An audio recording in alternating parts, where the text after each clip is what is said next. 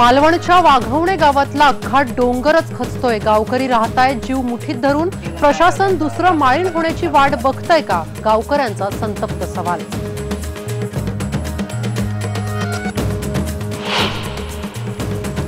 बैलजोडी घेण्यास पैसे नसल्यानं लातूरमधल्या पती पत्नी शेतकऱ्यांना स्वतः शेतीत राबून केली पेरणी। पठाण कुटुंबियांची व्यथा।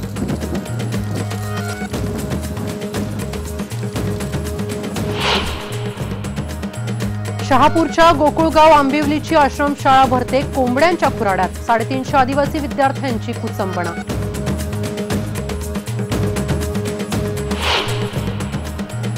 फळभाजी शीतगृहाचा वापर निवडणूक प्रचारापुरताच राहिला मर्यादित। निर्यातीसाठी अयोग्य ठरल्यानं शासनाच्या पैशाचा चुराडा। शीतगृह 2014 पासून बंदच।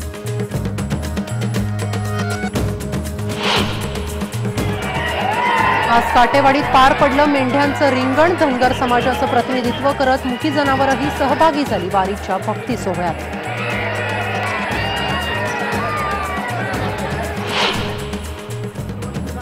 बारामतीमध्ये वारकऱ्यांना केलं बियाणं वाटप। पर्यावरण प्रेमींचा उपक्रम।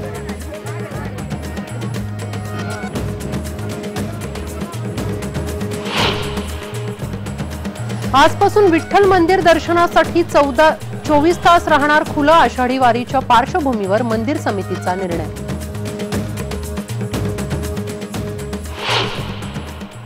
नमस्कार, मी सुप्रिया। गावाकडच्या बातम्यांमध्ये आपलं स्वागत। आपण या बुलेटिनची सुरुवात एका महत्त्वाच्या ताज्या बातमीने करतोय, ती म्हणजे मालवणमधल्या वाघवणे गावचा अख्खा डोंगरच आता खचत चाललेला आहे।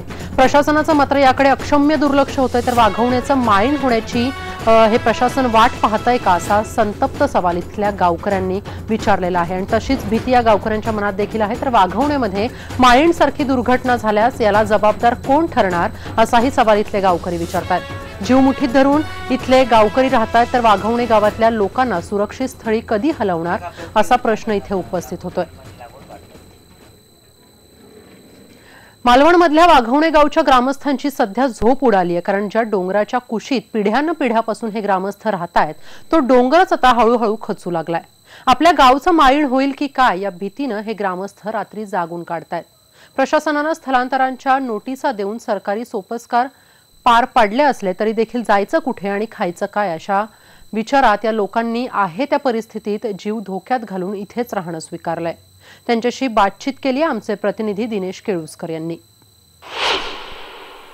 या आठवड्यात जो कोकणामध्ये विशेषतः सिंधुदुर्गामध्ये मुसळधार पाऊस झाला, त्या पावसाने हा असा या वाघवणे गावचा डोंगर खचलेला आहे। आता इथे जे वर घर आहे बघा, म्हणजे हे इथली सगळी जी घरं आपण बघितली तर यांची परिस्थिती आता अशी आहे की कधीही खाली येऊ शकतात, अशा प्रकारची इथे स्थिती निर्माण झालेली आहे। आणि हे संबंध डोंगराचा भाग खचल्यानंतर घरामधल्या लोकांनी इथे त्या डोंगरामध्ये पाणी जाऊ नये आणखी म्हणून इथे ताडपत्री लावून ठेवलेली आहे। म्हणजे हा तात्पुरता उपाय आहे। आणि ही सगळी घरं बघितली तर ही माळीणपेक्षाही अतिशय भयानक परिस्थिती इथे उद्भवू शकते, इतकी भीती या संबंध गावाला इथल्या लोकांना आहे। तरी पण इथले लोक पिढ्यानपिढ्यांपासून इथे राहत आहेत। आपण या सगळ्या ग्रामस्थांना विचारणार आहोत, किती वर्षापासून तुम्ही ही सगळी घरं, जवळपास आता 30-35 घरं आहेत या सगळी डोंगरालगत, किती वर्षापासून तुम्ही इथे राहताय? आम्ही मला 76 वर्ष चालू आहे। त्याच्या पूर्वीपासून 2-3 पिढ्या जर गेल्या आमच्या बघण्यामध्ये। असा प्रकार झाला होता कधी? नाही, कधीच नाही होता असा प्रकार झाला नव्हता। नाही, कधीच नाही असा प्रकार झाला नव्हता म्हणून तुम्ही अगदी निर्धोक होतात, पण आता हा डोंगर खचू लागलेला आहे। काय तुमच्या मनात आता आहे? का भीती निर्माण आहेच, परंतु कित्येक वर्ष हा डोंगर म्हणजे तसं काय बसलेला नव्हता किंवा खचला नव्हता, त्यामुळे तशी भीती वाटत नव्हती। पण आता थोडंफार वाटतं की कुठेतरी डोंगर खचला तर घरांना धोका आहे। किती वस्ती आहे साधारण? माणसं किती असतील? म्हणजे 150-200 असतील? किती? 200-250 माणसं आहेत संपूर्ण ह्या भागात। 200-250 माणसं आहेत? 200-250 माणसं आहेत इथे? 200-250 माणसं आहेत। म्हणजे इथे मग मुलं ही सगळी लहान मुलं आहे, शाळा इथे जवळ आहे, शाळा आहे, इकडे शेती भाती आहे, माड बागायत आहे। त्याच्यामुळे हा भाग सोडून तर आम्ही दुसरीकडे कुठे जाऊ शकतच नाही। आमचे गुरांचे मांगर आहे, पण तिथे आम्हाला पाणी नाही, लाईट नाही।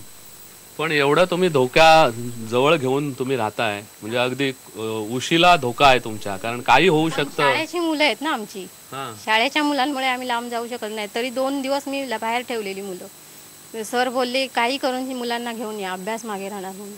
हा, आणि ते हा दगड पण पडेल त्याची पण भीती आहे आम्हाला. भीती आहे. मला तर इथे 11 वर्ष झाली लग्न होऊन माझं, पण 11 वर्षात काहीच असा धोका नाही जाणवलेला.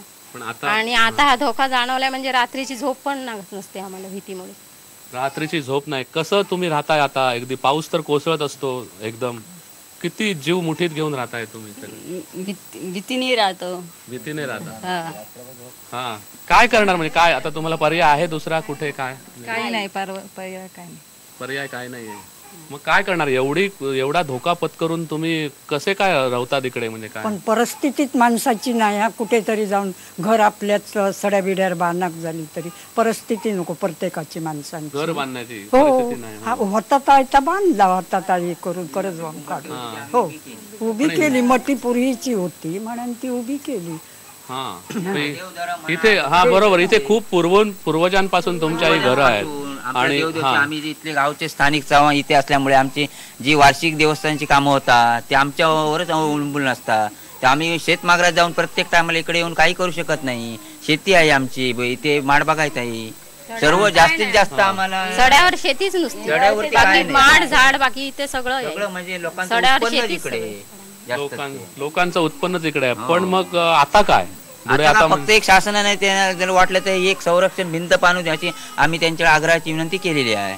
पण बाकी हे पर्याय तुम्हाला नाही. वाटतं हा असा एवढा अधिक कडा आहे इथे संरक्षक भिंतीने राहू शकेल आणि भविष्यात काय होणार नाही अशी काय खात्री आहे? असं काय खात्री सांगता येत नाही. पण जरी आता कित्येक वर्ष आम्ही इथे राहिलो आणि ही आता घरं बांधलेली आहेत, चांगली डागडुजी केली आणि ही घरं सोडून आम्ही दुसरीकडे जाऊ शकत नाही तसं. पण त्यातल्या त्यात जर शासनाने काही थोडंफार वॉल भिंत वगैरे बांधून दिलं, संरक्षण भिंत, तर घरं राहू शकतील अशी आमची खात्री आहे. थोडीफार शासनाने तशी मदत केली तर होऊ शकता. तशी आमची थोडी खात्री बॉय आहे. इथे आहेत जे घर मालक ते मदत थोडी शासनाने असं केलं तर होऊ शकते. असं काय अजून झालेलं नाही. असं काहीच झालेलं नाही. हा गंभीर धोका आहे आणि माळींची पुनरावृत्ती होऊ शकते इथे. एवढ्या डोंगराच्या पोटात, अगदी डोंगरातच घरं बांधलेली आहे ती. आणि त्यामुळे जर डोंगराचा भाग जर खचत गेला तर इथल्या घरांना आणि माणसांनाही गंभीर धोका आहे. या ग्रामस्थांची मागणी एवढीच आहे की ही सगळी परिस्थिती प्रशासनाने लक्षात घ्यावी आणि यांना तातडीने कुठे कुठे जर संरक्षक भिंती बांधता येतील तशा तातडीने बांधून द्यावा. म्हणजे थोडाफार दिलासा या सगळ्या ग्रामस्थांना मिळू शकतो. व्हिडिओ जर्नलिस्ट विजय बासुतकरसह दिनेश केळुसकर, IBN लोकमत, वाघवणे, मालवण. आता बातमी पाहूयात लातूरची. दुष्काळाचा सर्वात जास्त फटका बसतोय तो म्हणजे अल्पभूधारक शेतकऱ्यांना. सतत 3 वर्षाच्या नापिकीनंतर यावर्षी मात्र शेतकऱ्यांच्या अपेक्षा उंचावलेल्या आहेत. मात्र पदरात पैसाच नसल्यानं पेरणीला असंख्य अडचणीला अल्पभूधारक शेतकऱ्यांना सामोरं जावं लागतंय. पीक विमा आला म्हणून बियाणं तर वेळेवर मिळालं, मात्र पेरणीसाठी बैलजोडी कुठून आणायची या चिंतेमध्ये एका शेतकऱ्यानं नवी शक्कल लढवत आपल्या पत्नीला सोबत घेऊन स्वतःच पेरणीला सुरुवात केली आहे. लातूर जिल्ह्यातल्या वडवळ गावातील सय्यदलाल पठाण यांची वडवळ शिवारामध्ये फक्त 2.5 एकर शेती आहे. या शेतीवरच पठाण यांचा प्रपंच चालतो. मात्र गेल्या 3 वर्षात निसर्गानं दगा दिल्यानं हातात काहीच उत्पन्न मिळालेलं नाही. यावर्षी मात्र पावसानं हजेरी लावल्यानं शेतात पेरणीसाठी पाऊल ठेवलं. हातात पैसे नाहीत, पण गेल्या वर्षीचा 5,000चा विमा मिळाला आणि बियाणं घेणं शक्य झालं. मात्र आता पेरणीसाठी बैलजोडी भाड्यानं घ्यायला पैसे नाहीत. म्हणून या शेतकऱ्यानं आपल्या पत्नीला सोबत घेत 2 नळकांड्या जोडून पेरणीचं साहित्य बनवलं आणि बैलाप्रमाणे स्वतःच पेरणी केली आहे. आणि 10 दिवसात या शेतकऱ्यानं बैलाविना 2.5 एकर रानामध्ये पेरणी पूर्ण केली आहे.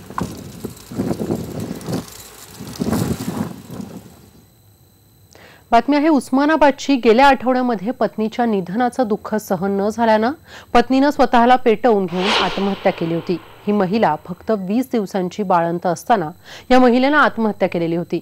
आई वडिलांच्या अचानक निघून जाण्यानं 20 दिवसांची चिमुकली आणि तिच्या 6 वर्षाच्या मोठ्या बहिणीचं छत्र हरवलं. IBN लोकमतची ही बातमी पाहून यवतमाळमधील दिलासा संस्थेचे संस्थापक मधुकर धस यांनी कुटुंबाला मदत करण्याचं आश्वासन दिलं होतं. आज वसुंधरा आणि दिलासा या सामाजिक संस्थेच्या वतीनं या आत्महत्याग्रस्त कुटुंबाला 25,000 रुपयांची मदत केली आहे. जर कुटुंबांनी इच्छा असेल तर या दोन्ही मुलींच्या शिक्षणाची जबाबदारी ही दोन्ही संस्था घेण्यास तयार असल्याचं या संस्थेकडून सांगण्यात आलंय. यानंतर आपण या बुलेटिनमध्ये घेतो एक छोटासा ब्रेक. तुम्ही पहा फक्त IBN.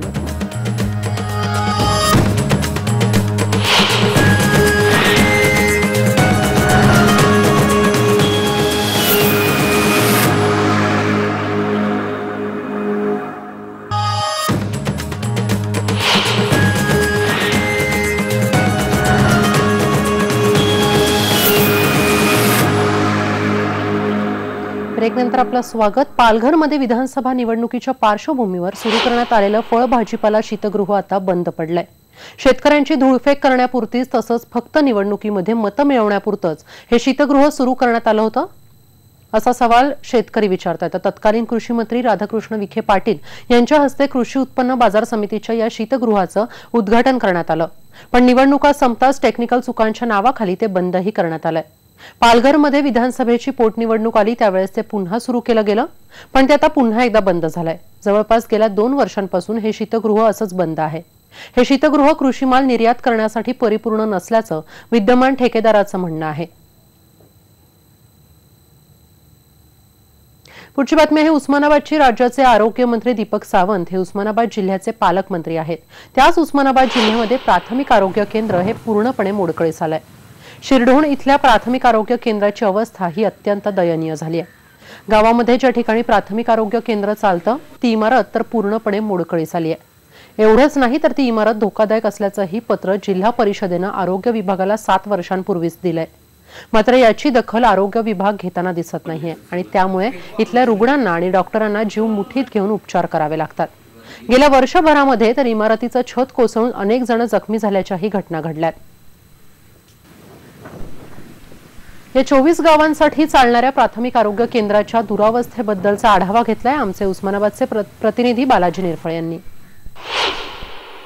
मी आता उभा आहे कळंब तालुक्यातील शिरावणी प्राथमिक आरोग्य केंद्रात उभा आहे. आता काही कळंब तालुक्यात काही थोडा बहुत पाऊस झाला. या पावसाने शिरावणी प्राथमिक आरोग्य केंद्र आहे त्याचं छत कोसळलेलं आहे. आपण बघू शकता की हे छत कशा पद्धतीने कोसळलं आहे की छताची पूर्ण दुरावस्था झालेली आहे. हे शिरावणीतील प्राथमिक आरोग्य केंद्र आहे. इथं या प्राथमिक आरोग्य केंद्रांतर्गत किमान 22 गाव येतात, 2 वाडी येत आहेत. हे प्राथमिक आरोग्य केंद्र एक नावाजलेलं आरोग्य केंद्र म्हणून याची ओळख आहे. किमान 2004 सालापासून याला राज्य शासनाचे असतील किंवा जिल्हा स्तरावरचे असतील अनेक पुरस्कार मिळाले. ते पुरस्कार सुद्धा इथं माझ्या मागे आहेत. मात्र गेली अनेक 5-6 वर्षापासून ही इमारत धोकादायक आहे असे अनेक अहवाल शासनाकडे आहेत. याची दुरुस्ती करण्यात यावी अशी शासनाकडे मागणी वारंवार केली जात आहे. मात्र शासन याच्याकडे पूर्णपणे दुर्लक्ष करते. 1.5 वर्षाखाली IBM लोकमत सुद्धा इथे या ठिकाणी ही बातमी दाखवली की PSC वारंवार कोसळत आहे. याच्यामुळे पेशंट असतील किंवा इथे येणारे डॉक्टर असतील यांच्या सगळ्या जीवाला धोका आहे. मात्र शासनाकडून कुठलीच आतापर्यंत दखल घेण्यात आली. विशेषतः या जिल्ह्याचे पालकमंत्री हे आरोग्यमंत्री दीपक सावंत आहेत. मात्र ह्यांच्या कानावरती सुद्धा हा विषय आतापर्यंत कुठलीच कारवाई झाली नाही. आपल्यासोबत या गावातले काही ग्रामस्थ डॉक्टर आहेत, आपण त्यांना विचारा. मला सांगा की काय एकूण मागणी आहे तुमच्या आणि किती दिवसापासून मागणी करताय? जवळपास गेल्या 4 वर्षापासून तिथं ग्रामीण रुग्णालय मंजूर झालेलं आहे. परंतु ग्रामीण रुग्णालय मंजूर झालं असताना महाराष्ट्र शासन ही बजेट देत नाही आणि जिल्हा परिषद ही ग्रामीण रुग्णालय मंजूर झालं असल्यामुळे जिल्हा परिषद ही बजेट देत नाही. यामुळं आरोग्य ग्रामीण रुग्णालय ना प्राथमिक आरोग्य केंद्र. तर आमची अशी इच्छा आहे की ही जी काय परिस्थिती झालेली आहे याला सर्वस्वी जबाबदार ही जिल्हा परिषद आहे. या जिल्हा परिषदच्या लोकांनी कुठल्याही प्रकारे अधिकाऱ्यांना किंवा पदाधिकाऱ्यांनी या PSCला कुठल्याही येऊन पाहणी करून या ठिकाणी बजेट दिलेलं नाही. यामुळे या ठिकाणी रुग्णांची जीवितहानी सध्या होऊ शकते. यानंतर इथे आपण घेतोय छोटासा ब्रेक. तुम्ही पहा फक्त IBM.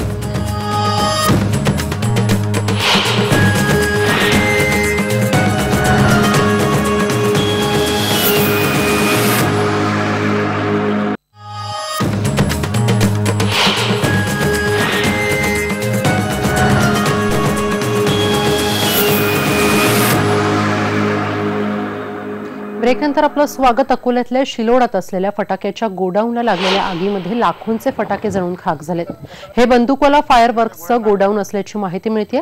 आग विझवण्यासाठी अग्निशमन दलाचे शर्थीचे प्रयत्न सध्या सुरू आहेत. मात्र आगीवर अजून नियंत्रण मिळालेलं नाही. या आगीमध्ये कोणतीही जीवितहानी झालेली नाही.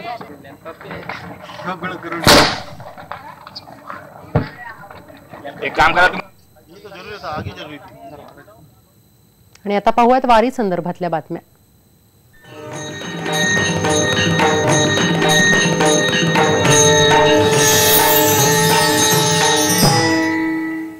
वारी सोहळ्यामध्ये सहभागी होणाऱ्या लाखो वारकऱ्यांना उपयोगी पडणारे अनेक उपक्रम सामाजिक संस्थांकडून घेतले जातात. मात्र काही उपक्रम या वारकऱ्यांमार्फतही राबवले जातात.